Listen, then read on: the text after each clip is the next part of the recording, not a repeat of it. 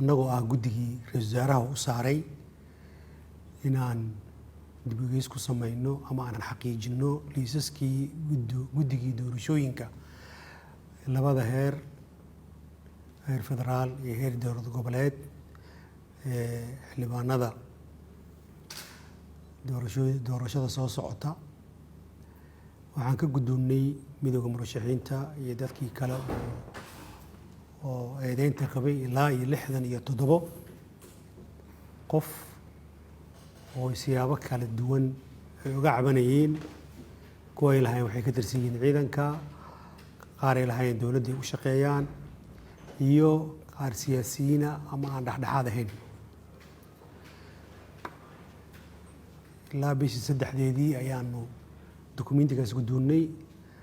bishii 3deedii ilaa iyo maanta ayaan aad uga shaqaynay dadaal iyo juhdi dheeraad ah iyo annagoo raadinaynay xabashada laga qabo inay tahay mid sax ah iyo mid aan waxba ka jirin. guddiga dadaalkiisii waxaa u suura gashay ilaa 34 xubnood in cabashooyinkii laga qabay waxuun ka saameeyeen. 34taas xubnoodne waxaan u kala dirnay maamul goboleedyadii soo magacaabay iyo xafiiska ra'iisul wasaaraha oo qayb ka mid ah laga soo magacaabay. hawshaas waxaa weeye maanta ayaan soo gabagabaynay.